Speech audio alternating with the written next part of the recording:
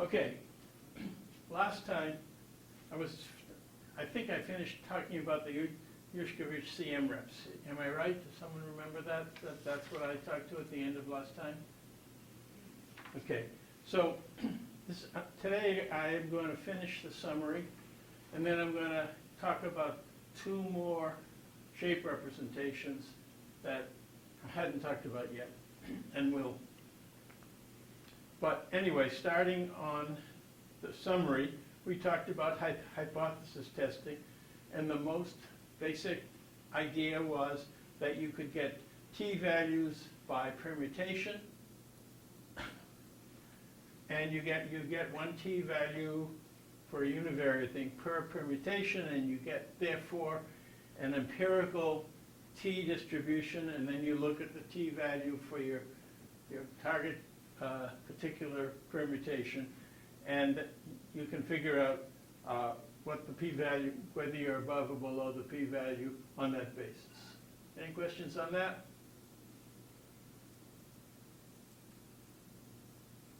And then we talked about the fact that when you are doing this on shapes, you're typically doing that on many features, and you're trying to do analysis on each feature. And then the way you go about that is you can compute t-values from each feature, and then you can use the cute idea of turning any distribution into a standard Gauss, a probability density value on a standard Gaussian. And then you can do decorrelation via PCA on those p-values, and you can use that PCA to produce, if you will, modified features in its eigendirection, in its principal's directions, on which you can do ordinary correction for multiple features, for multiple tests, on the basis of knowing that these features are uncorrelated. And so we talked about each one of those steps, and I didn't lecture on FDR, the false discovery rate, or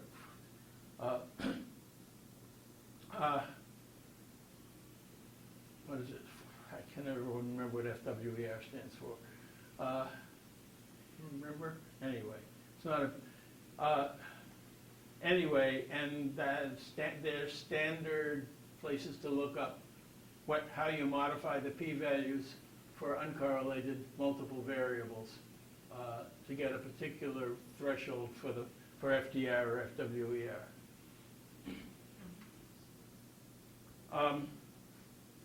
We also talked about ROC analysis as a way of evaluating classification. Frequently the area under an ROC, and we talked about how to use random holdouts. That is to say, take a fixed fraction of class 1 and the same fraction of class 2 and hold them out for testing, and take the complement and use it for training, and repeat that with random holdouts, each one of them producing d values, distance, producing a separation direction in the feature space, and the two histograms in that feature space, and as a result, you can turn the d values, the positions along the separation direction, into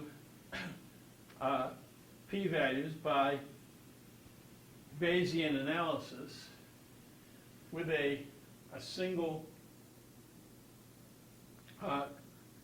with a single parameter, which is the prior, and varying that prior can allow you to map out an ROC whose area you can use to evaluate the method. Questions on anything? We then went and talked about longitudinal analysis of shape, where what you have are subjects, each of which have multiple time points, and we talked about two different methods for analyzing such data. One of them said that it was going to be on the manifold of shapes, and so you had essentially two time tuples for each person on the for each subject on the manifold, and then you did analysis of each subject via geodesics or general polynomial generalizations of those, and then you used the metric that Tom Fletcher told you about between geodesics, or between curves on the shape space, to give you the overall mean and variance information that you need from the longitudinal analysis.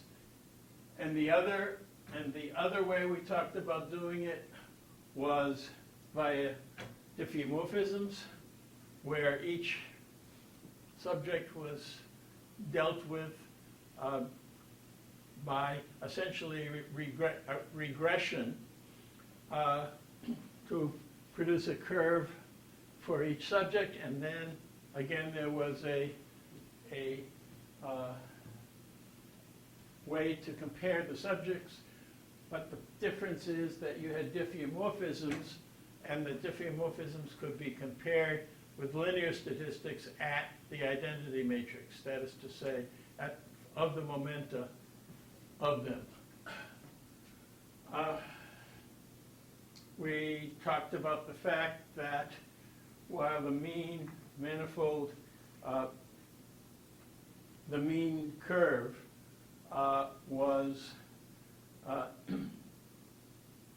had some particular time sequence, but the times of the individual subjects could need their own transformation.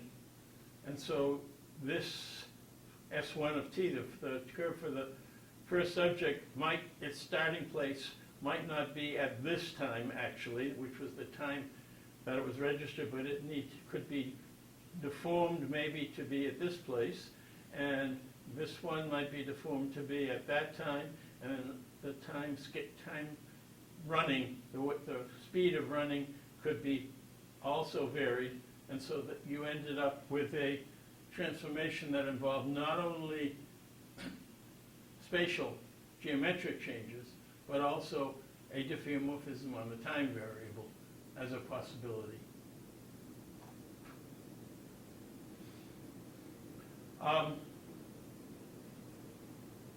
And that's what this slide basically told you all about, that you ended up doing a LDDMM on something with two different regularization terms and distances that involve changes in geometry, this phi, and diffeos on time, this psi. I don't know why I want to say psi, but I say phi, but okay.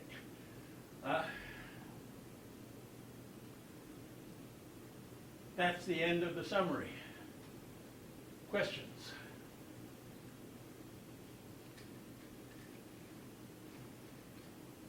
I don't know if I've ever shared with you all the fact that there are two standard Greek pronunciations of the Greek letters. There's the classical, well, there's three. There's the ones that the Greeks actually use these days. We don't use that very much because they don't say beta, they say veda, and they don't say theta, they say veda, and so on. But anyway, there's classical Greek, and then you have alpha, beta, gamma, delta, epsilon, so on.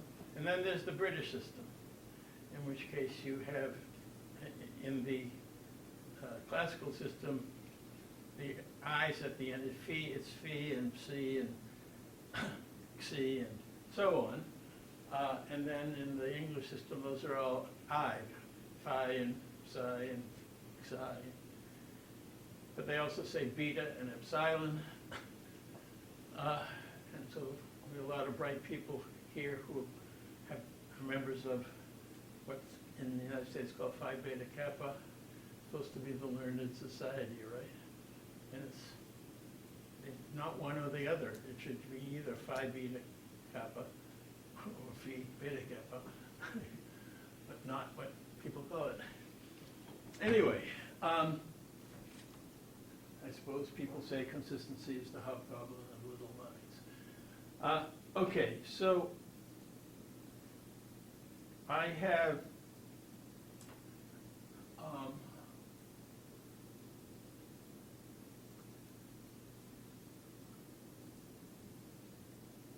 two more topics about two additional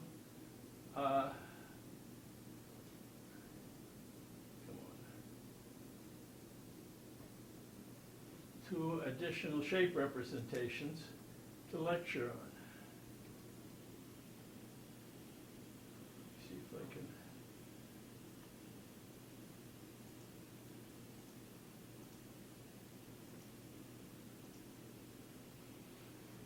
And this is part of the course. Come on.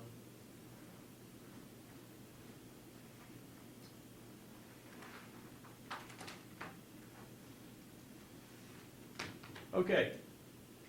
And the two that I'm going to be talking about are currents, which are representations of curves, or as you'll see, surfaces, that are consistent with Defimetrica, that is to say LDD-MM analysis. And they are representations of curves where at each point on the curve you not only have a position, but you have a tangent. And these typically, I mean, these may well be curves in 3-space. And so we're talking about the tangent vectors in 3-space. And so every curve is a sequence of samples at a point x and a tangent direction t, a unit vector. And you have as many of those as you have. For surfaces, you can play the same game, but the direction you need is the normal rather than the tangent, because the tangent sits in a two-dimensional surface, and this whole need is to have a single vector, but that two-dimensional surface is fully specified by its normal, in which case you'll have positions and normals. So I'm going to talk about it in terms of curves, but you'll see that the same idea can apply for surfaces. And then I'm going to say a few words about sign distance functions and their uses, especially for neural, what are they called? Nerves, neural radiance fields. Okay, this curves stuff is, there are a lot of papers on it, but the one that I found best is by Glones and et al. And these slides are taken essentially from his that paper. The first thing to remind you is that you need to be able to have distance function between two curves, right? In general, we're, for example, talking about two objects. An object may have a special curve, like the crest, on it, and you're trying to understand the distance of that object to some base object, such as the mean of the family. And so you need that. And so if S is the standard object and C is your curve, what you're trying to do is to run a diffeomorphism between the curve and the and the target, and the base object, and you get this by a diffeomorphism which consists of little pieces in time going from 0 to 1, which are these so-called velocities. I remind you that a diffeomorphism is understood as a curve from the identity out to the diffeomorphism phi, which such that when you apply phi to your input,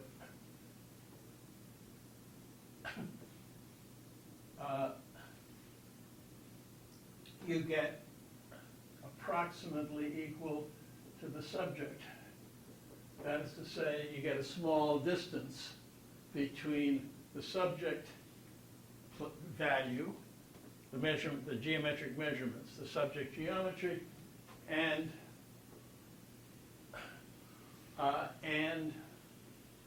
the diffeomorphism from the base object.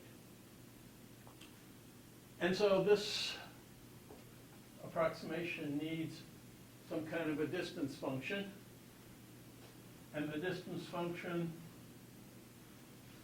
is produced by the total length of the diffeomorphism plus a regularity function. And so that's that sort of distance along this. Okay, so that's standard LDDMM stuff. And we end up with minimizing that. And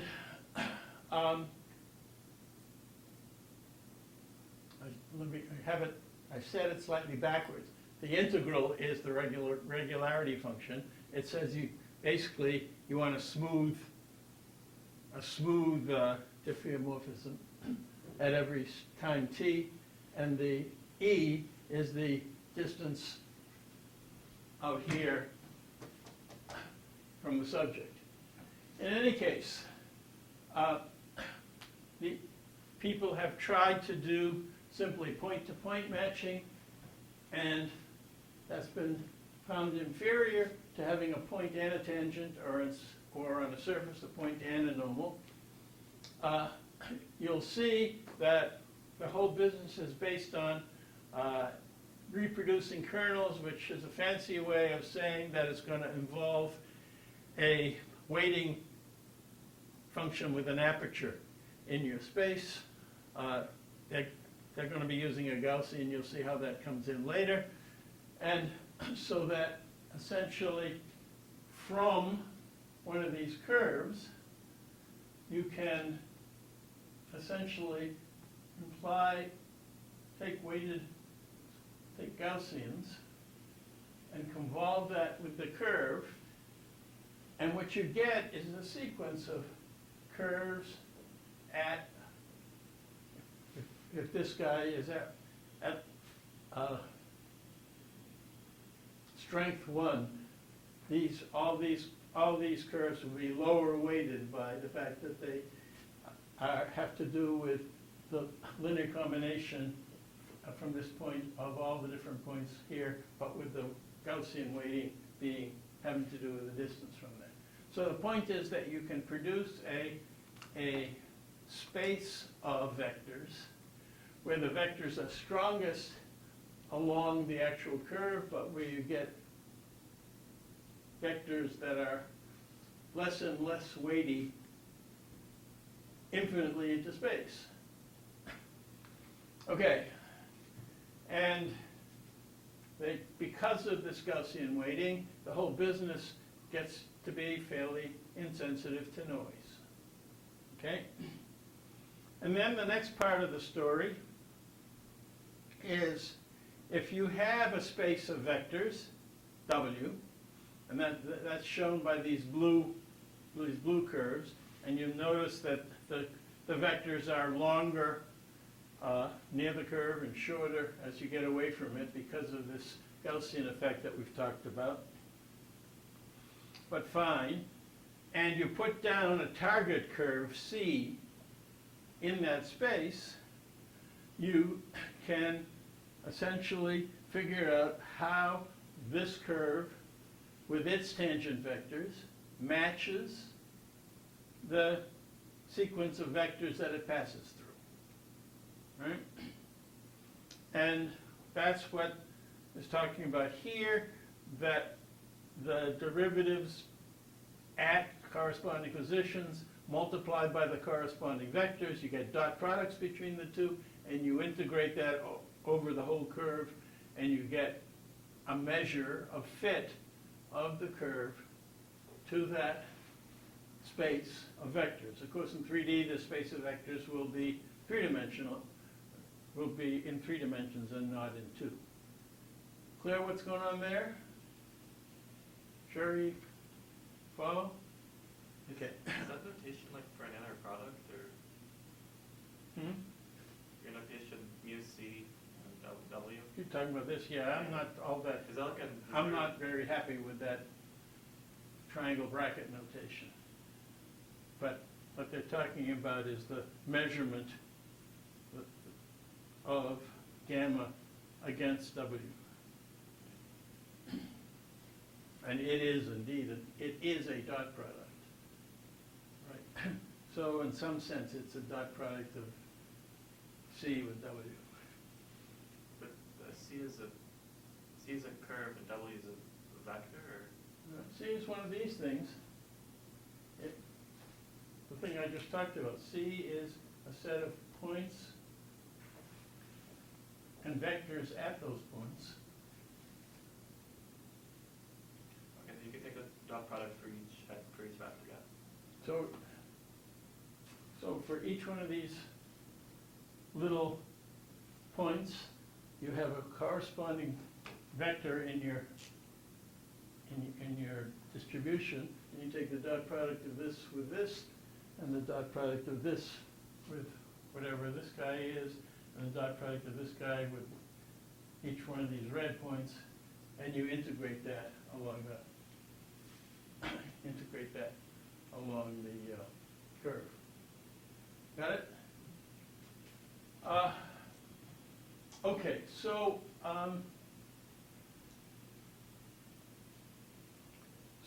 what you're trying to do is to modify the vector C by a diffeomorphism so that the modified C is close to S in terms of this distance. And the way you do it is you take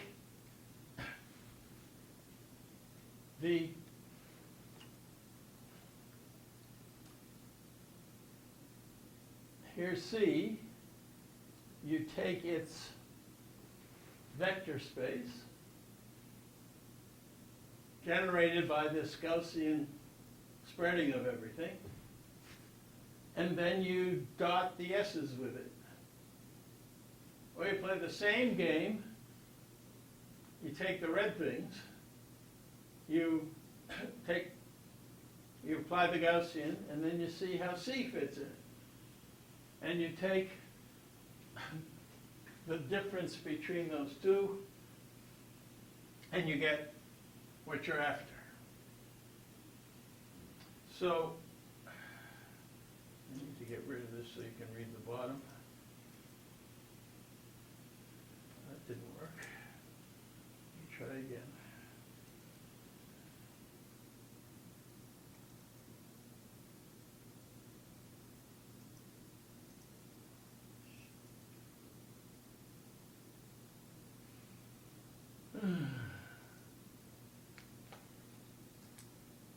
Wish I could make this work. It's been having this problem the whole course. Well,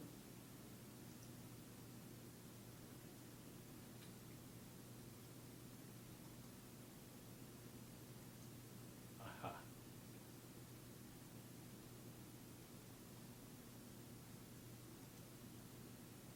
Okay, so what's wrong with using this Gaussian to spread the target from the to spin the target into a vector, a collection of vectors. Something we've sort of dealt with in the course.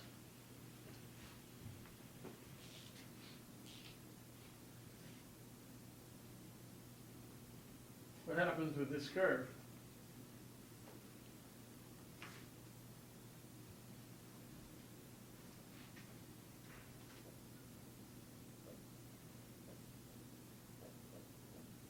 When you spread it, you get crosstalk, right? I mean, you get what's going on here and what's going on here interfering with each other.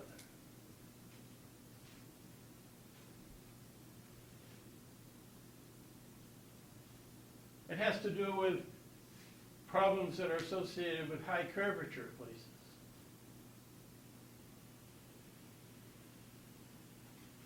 Any of the methods that's based on a Gaussian kernel, an isotropic Gaussian kernel that doesn't somehow follow the curve, is in trouble.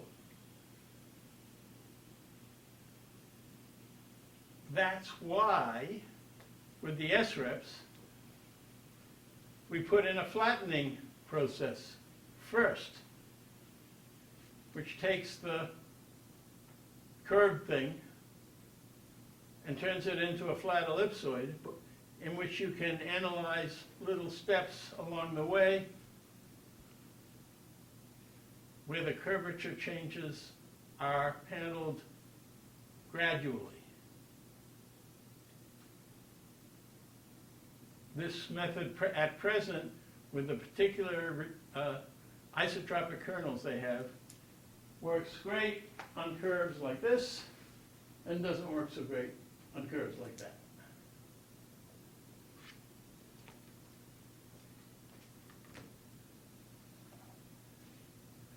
So the overall story is you wanted to form C to S.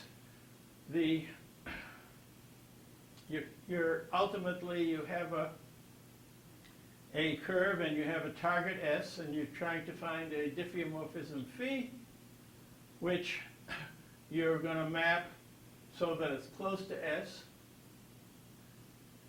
using these measures that I just talked about that reflect both positions and orientations, and where this difference that you're trying to minimize is measured according to this difference metric here, which is what they call a W star metric. Strictly speaking, it's the adjoint of that value, but never mind. Okay? And the W's that you get are based on these reproducing kernels to extrapolate a curve into a whole space of curves, or a whole space of points with tangents. And if you have a surface, you can do the same, except you expand along normals rather than, and the vectors are normals rather, because you need a single vector. Finally, there's no requirement that the places here on this curve need to be, let's say this, you are doing a diffeomorphism on the curve, and the curve may stretch, right? It will deform not only along its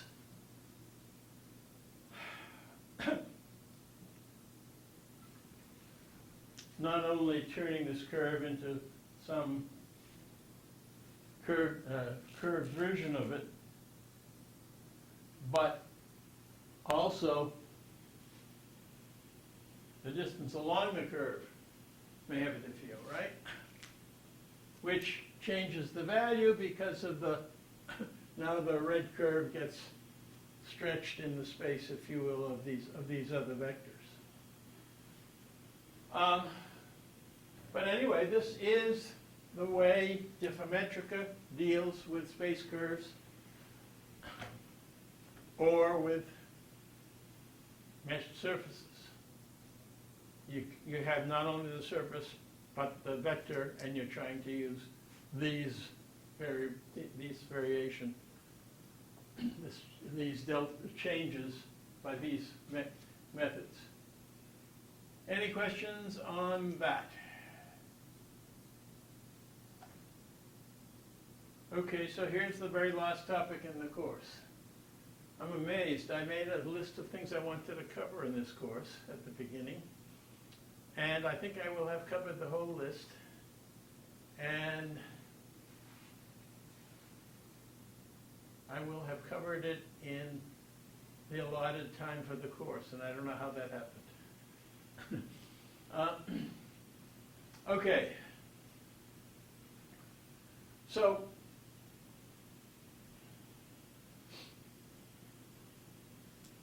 there is a representation of objects. We'll mostly talk about objects in 3 space, but I'll draw them as usual in 2 space, where you have an object boundary that's given to you, and you want to represent that object by what's called a sign distance function. And so this place here has this, you put down the value, the size of that. And over here, the closest place is this. And so you get at every point in space, at every pixel in 2D, or equivalently every voxel in 3D, a distance to the surface. But we classify these points as being either in the interior or in the exterior. And so places like here get minus d. Their distance negative. Okay? And thus sign distance image. Every voxel in 3 space has a scalar value, which is the distance, and it's positive or negative. And of course, for a place on the boundary, the distance from the boundary is 0.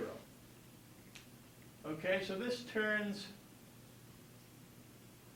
in this picture, a 1D curve into a 2D image, a D image.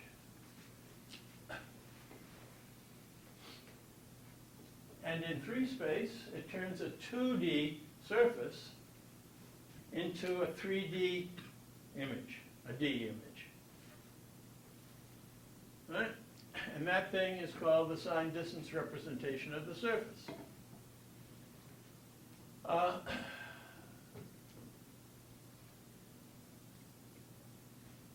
I point out that it really is only representing ultimately the boundary, the positions of the boundary.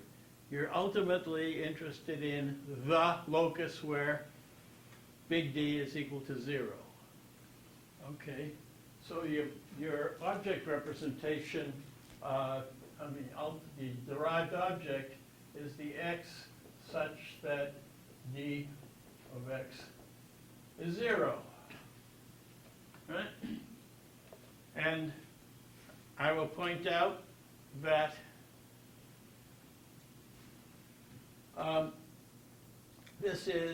these distances are the ones that Blum studied in his Blum medial axis, but the skeletal axis involves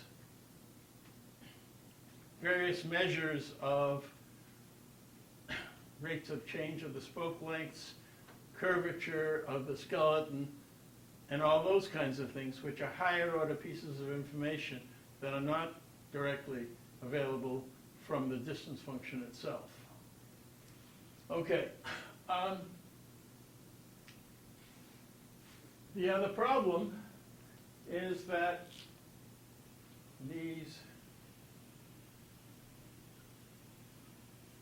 essentially distances are measured along normals to the boundary. And then you have this problem that you're interested in the isodistance functions.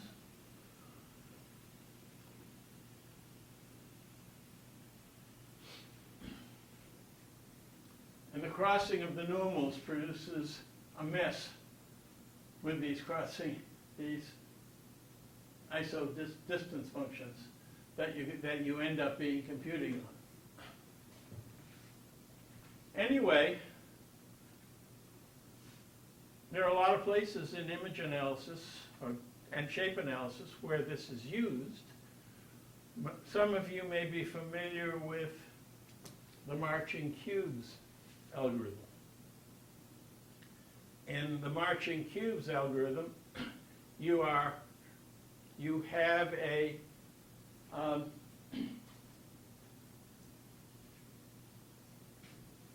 binary image where all the places inside the object have value 1 and all the places outside have value 0, and you're trying to find a mesh that fits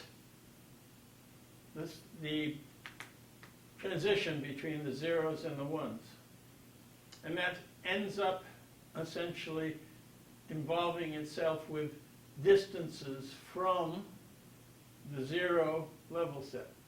And so it's more or less working with the sign distance function. It's a very, very standard algorithm. Probably everybody here who's in computer science has seen it, the marching cubes algorithm, due to Lorentz and Klein.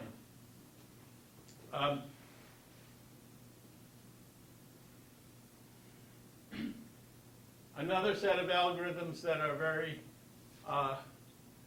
often used are so-called curve or surface evolution algorithms.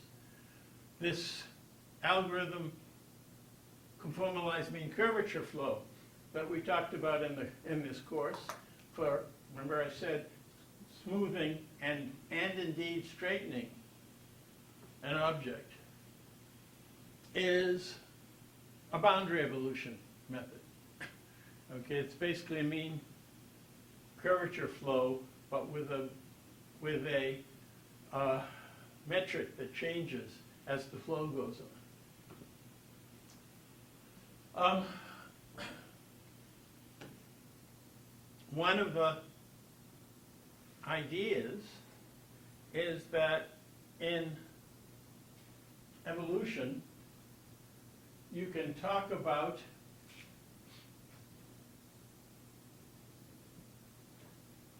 curves evolving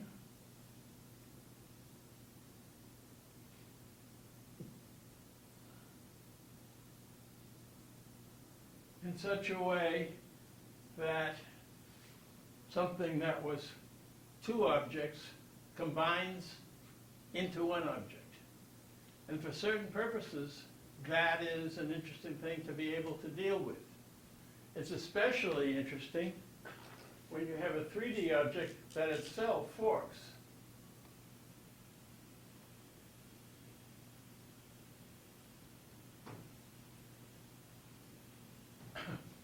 Such that the cross, the value of this plane looks like this, and the value down here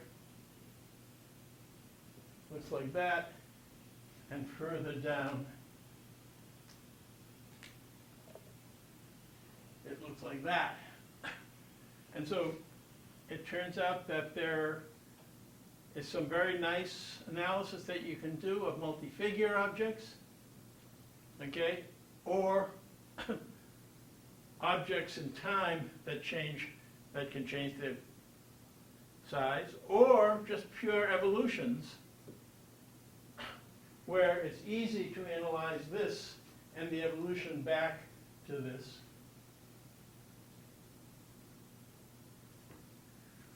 And that's essentially what we're doing with the ellipsoids for SREFs.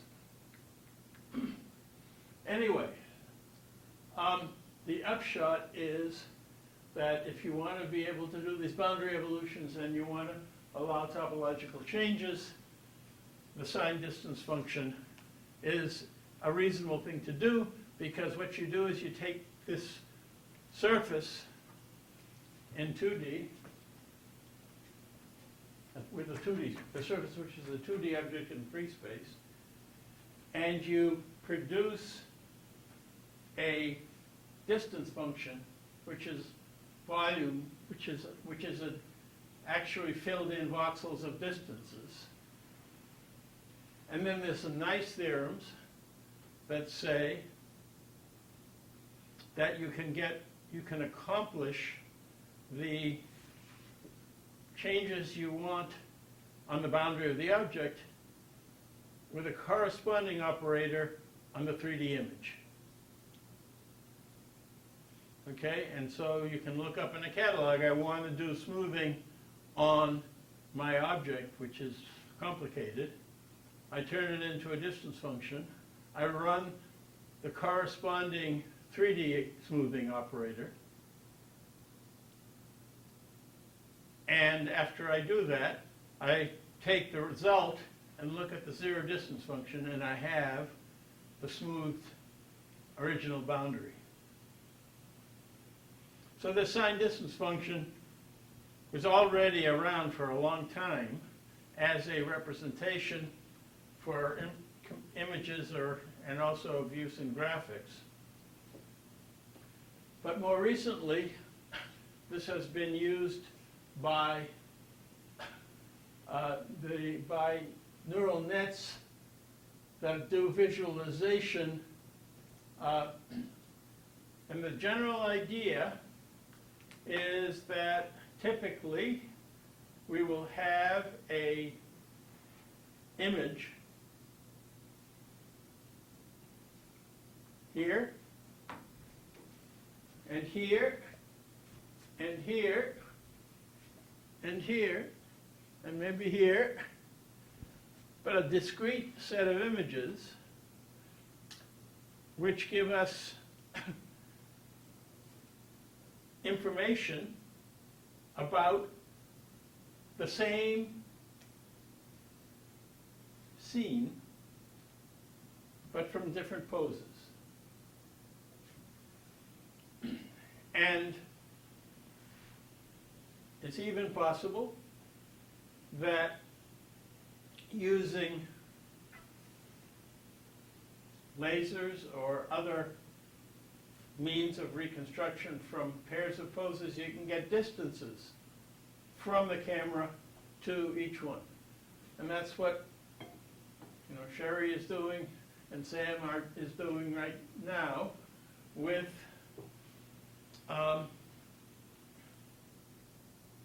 colons,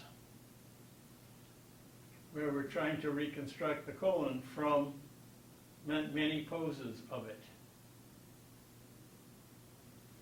Okay, and so you have a sparse collection of poses, and what you would like to be able to do is get the ability to see the same thing from any other pose, right? So this, and do that smoothly.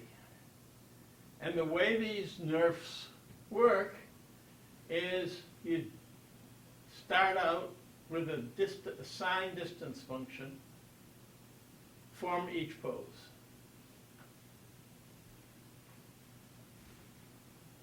And then you train a neural net that generates something like opacities, where basically from me to the camera here has very low opacity, but the camera itself provides serious opacity. And using those opacities to regenerate from new poses. And all this done with a set of generative neural nets produces some very impressive results albeit one's trained from the particular set of poses that you used for this particular case. Essentially, you have to retrain each time you have a different set of poses. But with that, you get that kind of a ability where this started out from a small number of poses, and now you're seeing what happens as I act as if I'm modifying my pose in a smooth sequence. And you can see with things that have occlusion, like the flowers occluding the leaves behind them, and complicated geometry, you can get some really impressive results from that. I haven't seen any, this course was about shape representations. This is a shape representation. The nerfs, the signs and distance images. I haven't seen any particular use of it for statistics, and this course was mostly about shape representations useful for shape statistics. But nevertheless, it should be realized that these sign distance images can be very, very powerful for this visualization objective.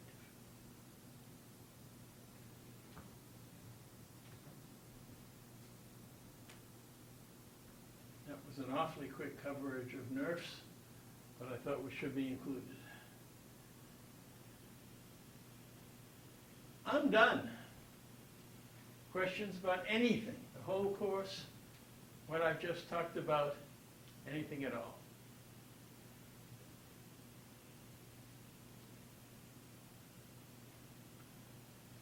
I am sure you have felt that this course was a bit like a fire hose, that there was a heck of a lot in it.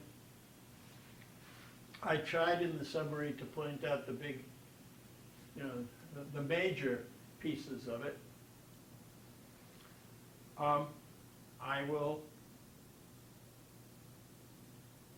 state that this compendium of lectures are available for further learning, either through the slides or better still by going back and listening to the lectures.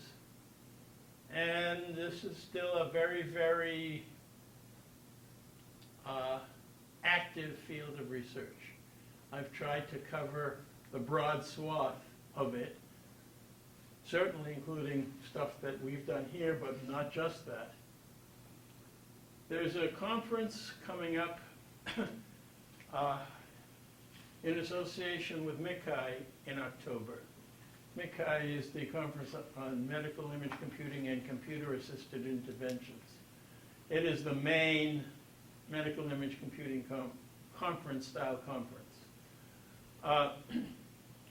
The best overall meeting in the field, I believe, is IPMI, Information Processing in Medical Imaging, but it's not a conference-style conference, it's a workshop-style conference, which happens every 2 years and focuses on new methodology. But MICCAI is a really, really good way to find out what the developments in the field of medical image computing is. And it communicates its papers mostly by posters and by its proceedings, high quality proceedings.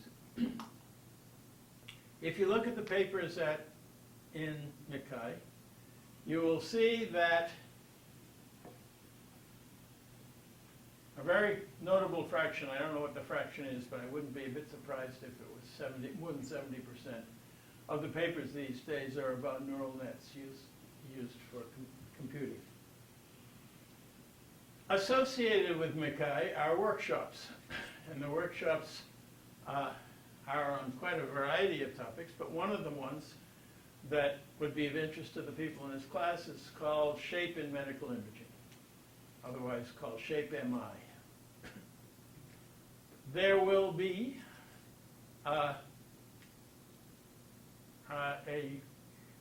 I guess a half day of presentations in that particular area that for people in this course will be of particular interest, and there will be a proceedings of it. Interestingly, 2 people have been asked to give keynotes. One of them, me, takes the classical approach to shape in medical imaging, namely via statistics of shape. And that's what this course has been about. The other one, Miao Miao Zhang, has focused her research on neural net analysis of shape. Also a very valid way of going about things. And they have consciously chosen the 2 of us to be contrasting ways of doing studies on shape.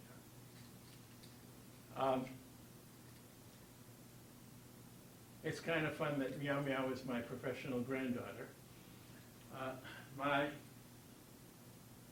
Her dissertation advisor was Tom Fletcher, and his dissertation advisor was me. Not surprisingly, the classical approach is being taken, discussed by the old fart, and the neural net approach by a young person in the field. Anyway, I think I will be getting in touch with Miao Miao. She's a professor at the University of Virginia, and working out so that we can actually bring out the contrasts in our respective keynotes. Maybe I look forward to seeing the discussion of those contrasts. Maybe y'all will as well. Anyway, thanks for coming and paying attention, and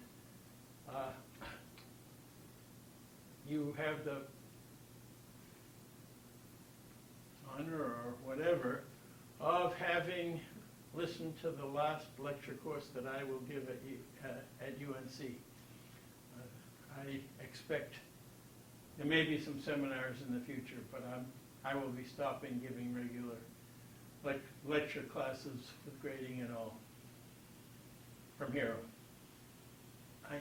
I turn in July into something called phased retirement, which basically means I can do all the fun stuff and not have to do grading and all the nasty stuff.